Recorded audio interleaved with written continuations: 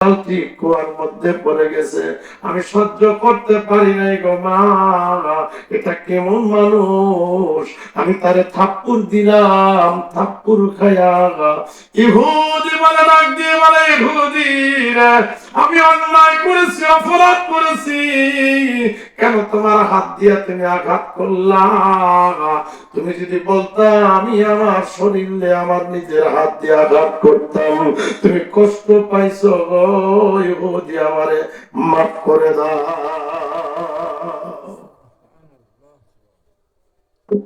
ভাইরা আমার, বাচ্চারা আমার, ডাক দিয়ে বলে, এ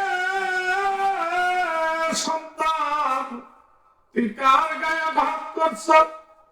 যারা সৃষ্টি না করলে দুনিয়া সৃষ্টি করতো না, যার সম্পর্কে আল্লাহ বলেছে ওমা আরসালনাকা ইল্লা রাহমাতাল লিল আলামিন। আল্লাহু আকবার।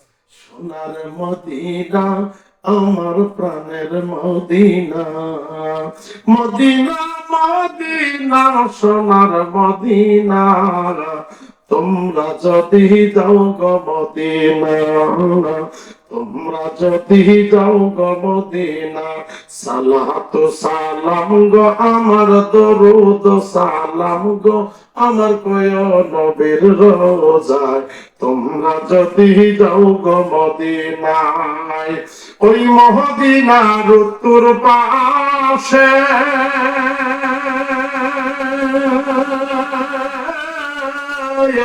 জান্নাতেরই বাগান আছে গো,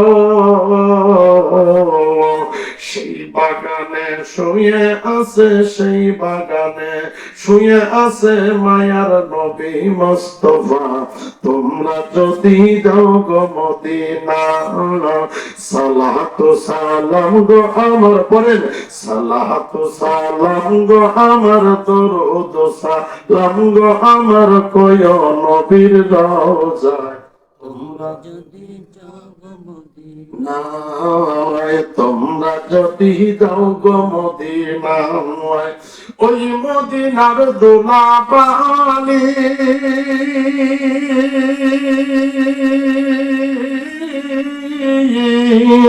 সুরমা বলে লাগাও চোখে গো,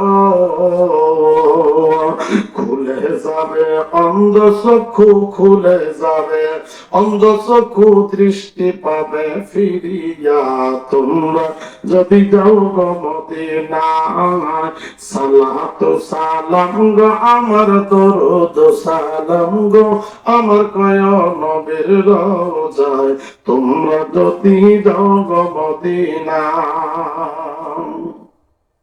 আমার ভাই, আমার বন্ধুরা, মায়েকে বলে, ছেলে আমার, যতক্ষণ পর্যন্ত মোহাম্মদ আমিনের কাছে মাপ চাপি, মাপ না চাবি, ততক্ষণ পর্যন্ত আমি তোর ছেলে হিসাবে সম্মত করব না, আমি তোর ছেলে হিসাবে গ্রহণ করব না, বাড়িতে উঠাবো না, জলদি করে চলে যা, আব্দুল্লাহ পোলা মোহাম্মদ সাল্লাল্লাহু আলাইহি ওয়াসাল্লামের কাছে মাপ চাইয়া আয়। ইহুদি বুঝতে পেরেছে আমি কত বড় অন্যায় করেছি, বাড়ির থেকে দৌড় দিয়ে একটা দাও নিয়ে যে হাত দিয়ে আঘাত করেছে হাত কেটে ফেলেছেন, ঝুলন্ত অবস্থায় টপ টপ করে রক্ত পড়তেছে, এই রক্ত নিয়ে ক্ষত অবস্থায় মুহাম্মদ সাল্লাল্লাহু আলাইহি ওয়াসাল্লামের কাছে গেছে, দরজায় লক করছে, বলে আমি ইহুদি, আমার ভুল আমি বুঝতে পেরেছি গো নবী। নবী ঘরের দরজা খুলে দিছে, হাসান হুসাইন ডাক দিয়ে বলে, আগেই তো বলেছিলাম তোমার কেউ না কেউ আঘাত করেছে, ও কেন বললে না? আমার নামে ইহুদিরে ডাক দিয়ে বলি, ইহুদি রে, আমার কাছে আসছোস, আর কোন অপরাধ নাই, মাপ চাইতে হবে না, আমি তোরে মাফ করে দিলাম। এই জন্য আল্লাহ তাআলা বলে, দুনিয়ার মানুষ, দুনিয়ার যত রহমত আছে সমস্ত রহমতের মালিক আমার নবীর আমি আল্লাহ বানাইছি। ওমার সালমাকা ইল্লা রাহমাতাল লিল আলামিন। আল্লাহু আকবার। আমার ভাইরা, আমার দিয়া ইহুদি আত্মীয় করে নাই, নবীজির পায়ে পড়ে গেছে, কাটা হাতটা ঝুলন্ত অবস্থায় ঝুলতেছে। আমার নবী ডাক দিয়ে বলে, ইহুদি রে, আজকের থেকে আর তুই ইহুদি না। ইহুদি ডাক দিয়ে বলে, নবী গো, আর দেরি করবেন না, আমারে কালেমা পড়ায়া মুসলমান বানায় দিন না। ইলাহা ইল্লাল্লাহু মুহাম্মাদুর রাসূলুল্লাহ। ইহুদি কালেমা পড়ে মুসলমান হয়ে গেছে। আর কি ইহুদি আছে? জোরে বলেন, এখন আর ইহুদি আছে? এখন আর ইহুদি নাই, এখন নবীর সাহাবী ডাক দিয়ে বলে, সাহাবী আমার, এতক্ষণ তুমি ইহুদি ছিলা, এখন কালেমা পড়া তুমি আমার সাহাবী হয়ে গেছো। আমার সাহাবীর হাত কাটা থাকবে এটা তো আমি নবী মানতে পারি না। আমার নবী ওষুধ লাগায় দিলেন। জোরে বলেন, কি ওষুধ? ওষুধের নাম কি বলেন তো? কোন মেডিসিন লাগায় দিলেন? আমার নবীর থুতু মোবারক লাগায় দিলেন।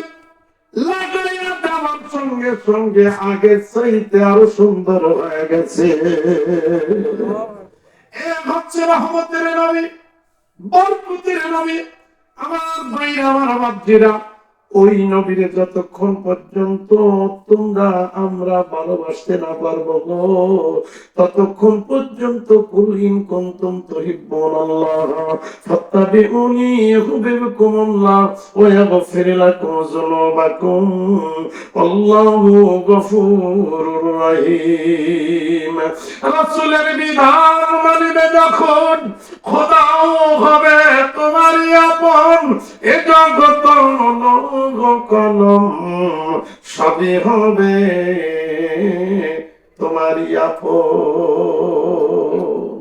যতক্ষণ পর্যন্ত আমার নবীরে ভালোবাসতে না পারবা, কেমন ভালোবাসবা?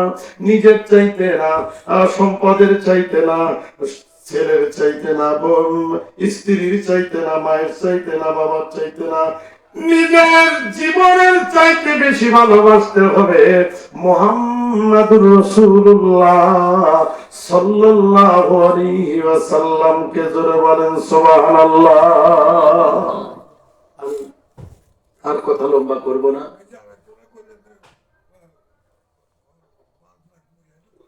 কোনটা?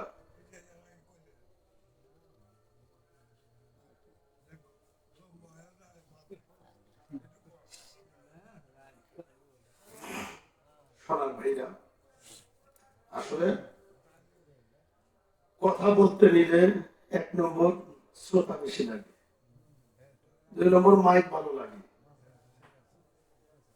আমি আরেকটা মাহফিল করেছি, ওখানে প্রায় 15-20টা ঘরের লাগাইছে, 2টা বক্স দিছে, ডিজিটাল সাউন্ড দিছে, কথা বলতে অনেক মজা পাইছি। এখানে আপনারা করছেন, প্রতি বছর যেভাবে করেন এভাবেই করছেন। আসলে সাউন্ডও ভালো লাগে, লোকজনও বেশি লাগে। এই 2টা জিনিস হইলে আলোচনা করা যায়, আলোচনা সুন্দর হয়। আলোচনা সুন্দর এভাবে করা যায় না। তো যাই হোক, যতক্ষণ কথা বলছি, এটাই যদি আল্লাহ তাআলা আমাদেরকে আমল করার তৌফিক দান করে, আমরা আখিরাতের ধনী হব। বাবা, দুনিয়া আসলে থাকার জায়গা না। দুনিয়া কেউ থাকতে পারে না, কেউ থাকতে পারবে না। দুনিয়া বড় স্বার্থপর। এই দুনিয়ার কারণে থাকতে দেয় নাই। যারা আসতেছে তারাও থাকতে পারবে না, এখন যারা আছে তারাও থাকতে পারবে না। আপনি কি মনে করছেন যে আপনি অজের কুটা গাইয়ে আইছেন আর জীবনে যাইবেন না? কবরে যাওয়ার সাথে সাথে সর্বপ্রথম আপনার হিসাব নিবে নামাজ। আপনি জানেন, আগে জিজ্ঞাসা করবে তুমি নামাজ কতটুকু, আপনাদেরকে যদি জিজ্ঞাসা করি এশারের নামাজ কয়জন পড়ছে, হাত তুলতে পারবেন না। গত পরশুদিন একটা জানাজার নামাজ,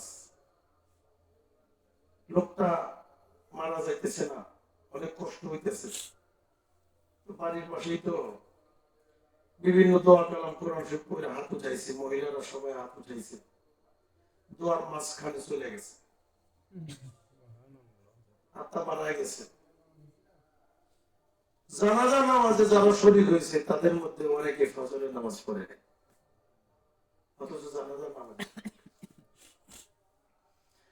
বাবা, অল্প একটু সময় নামাজ সম্পর্কে কথা। কোন মহিলা যদি গর্ভবতী অবস্থায় হয়, ওই সময় যদি মাগরিবের নামাজের সময় হয়, বলা হয়েছে উদাহরণ বাচ্চা অর্ধেক বের হয়ে গেছে, ওই অবস্থায় তাকে নামাজ আদায় করতে হবে।